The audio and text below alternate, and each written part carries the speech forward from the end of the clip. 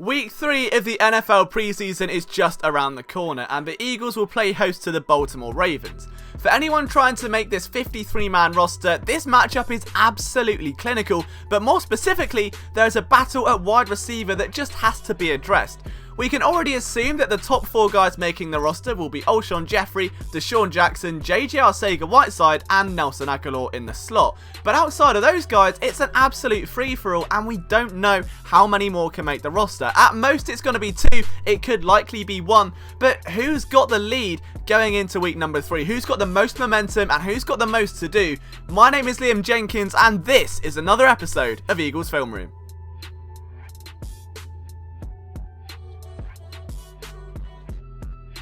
As always, before we get into this video, guys, make sure you leave a like and hit that subscribe button if you enjoy this sort of content, and don't forget to drop your opinions down below. Who do you think of these 4 receivers is going to make the final roster? Just like always, make sure you get your daily dose of Philadelphia sports coverage from myself and all of our writers over at phillysportsnetwork.com. Let's start with contestant number 1, and that man is Mack Hollins, a former draft pick of the Philadelphia Eagles who had a surprisingly productive rookie campaign. Many were expecting much more of the same in 2018, but that season was stripped away due to a phantom injury, something that lingered deep into the 2019 offseason. Hollins has battled injury even since then. He hasn't been an active participant in training camp all that often and has only just started to generate some momentum, but is it too little too late? Shelton Gibson, his other draft mate, has already been placed on IR. Is Mack Hollins placed for a similar fate of being waived? The real problem that Hollins faces right now is that he was predominantly seen as a home run hitter at 6'4", 221 pounds. That big body is only really being used on intermediate looks in preseason. He hasn't been given an opportunity to take the lid off the defense. And while he's quite clean at the line of scrimmage and he can use that big body like we see here to block out defenders, it's not really going to get him onto the roster or flash enough of his potential. Even on a simple out route here, just take a look at this. The corner's in off coverage, there's not much he can do other than run a nice smooth break, catch an easy pass, shield the ball, and try to move the other way. That's about as simple as it gets for Mack Hollins, and we're talking about a guy that averaged over 24 yards per reception during his final year at UNC. Now he's overthrown here. It looks like a cover 3 cloud concept by the Jags. You got both safeties picking up their man and all 3 DBs drop deep. Hollins uses his inside arm to push off, get some momentum, and he's got separation there. That should be a shot. The quarterback doesn't get the ball off and it goes to waste. He just couldn't see Hollins. But other than that, he's just been used predominantly on these shorter intermediate routes over the middle. And while that's fine, you've got a nice little twitch here. He tries to juke the defender out. Doesn't quite work. He's not that kind of athlete. He's not an agile, elusive type of receiver. If the Eagles want a big slot receiver, I think Mack Hollins can absolutely fit the bill, but he's not been given that opportunity to shine. So for Hollins to make this roster, it all comes down to the next 2 weeks, training camp specifically, and these 2 practices against the Baltimore Ravens. Can Hollins break out and show that he can be that big body, tough slot receiver over the middle, or even better, show the same catch radius that he did as a Tar Heel? In 2 games, we've seen 2 flashes from this young man. We're talking, of course, about Marken Michel, the older brother of New England Patriots running back Sony Michel. Marken is versatile and proved that during his time in the Canadian Football League, but even more impressively, was one of the most dominant yak receivers in the CFL, and that is what I think could be the niche that keeps him on this roster. He's already broke out for a touchdown, we'll get to that, but if we just take a look at this rep here against the Jaguars, it's a jailbreak screen. He lines up in the slot. I think that's where the Eagles want to have him, as this Golden Tate level receiver who can make plays in space. He does well to read traffic, sift through the lanes, and pick up a huge first down on 2nd and 10. You don't really notice it straight away. It looks like he's running behind a big army. There's a nice chip block from Josh Perkins. Michel keeps his head up, automatically pushes inside. He reads the flow extremely well and just finds those tiny little holes, as he did during the Canadian Football League. He's a very instinctive player. And then, of course, there's this touchdown which came against Adoree Jackson, a freak athlete out of USC. Michel runs a corner out here, grazes right past number 25 and takes the ball to the house for his first ever NFL touchdown. That is huge for Marken Michel. It put his name right firmly in the mix, and since then he was used a bit differently against the Jaguars. I'm very interested to see how the Eagles used him in week number 3, but I think with this kind of tracking ability, being able to haul that ball in, keep his head up, and of course put on the afterburners, I think Michel's got a real shot because he brings that versatility the Eagles want. He can be used as a rusher and as a receiver. A player that can be used on jet sweeps and such. We know that's rapidly becoming a staple of this Eagles offense, and they tried to get Golden Tate implemented last year. They couldn't do it. I think Michel is that same caliber of player, just a little bit more elusive. On to the first of two former Alliance of American Football receivers, and we're going to kick things off with Charles Johnson, someone that I was very high on to hearing he signed with the team. I think he's got potential as a backup slot receiver, so he's automatically going to be battling Mark and Michel, and that's where the problems come.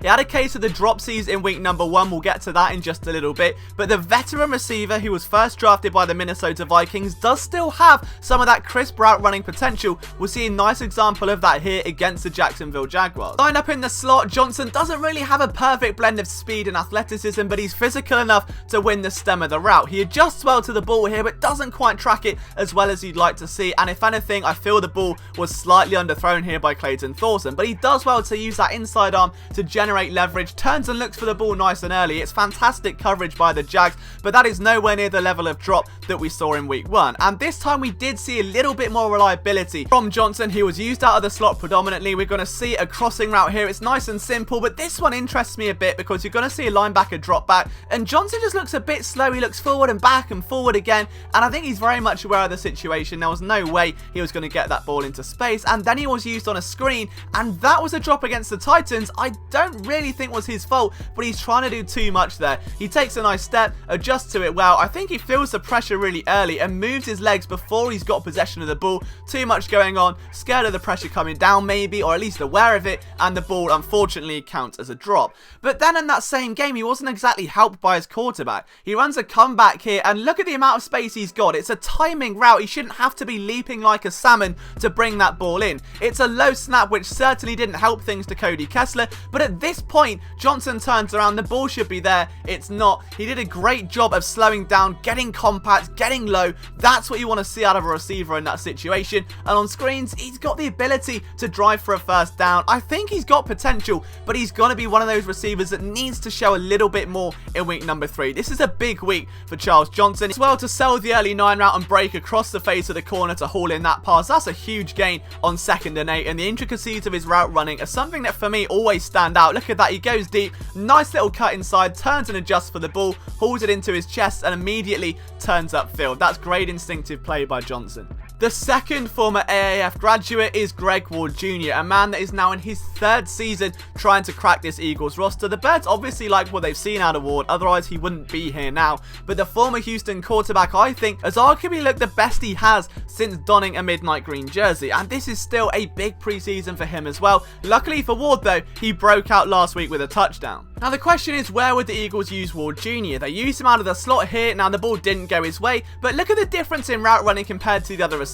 Puts his foot in the ground, turns nice and early. There's a little bit more separation as opposed to the other guys, and this is the interesting play, his touchdown. A rub route concept against the Jaguars. Ward reads it well, goes vertical. That should have been a much more powerful thrown pass. It wasn't, and Ward adjusts really well. It was a vastly underthrown pass, and he's still able to snag it out of the air with a huge catch radius. Make no mistake, that's a great play, and Ward has been one of the bigger training camp standouts so far, but again, I think you'd like to see a little bit more, because there are plays like this where he can be used as a quarterback as well, and that's obviously the dynamicism that people are comparing him to. Like, can the Eagles get a player like the Saints having Taysom Hill? And the potential's there. He almost slings an absolute dime here down the field. It's into double coverage and broken up to Carlton Agudosi, but Ward has got a fast track to this roster, given that he's got familiarity with the team, but I do think he's going to need at least one more big performance to really solidify that. And finally, we've got 6'6" mammoth Carlton Agudosi. The question is, have we saved the best for last? The former Rutgers product,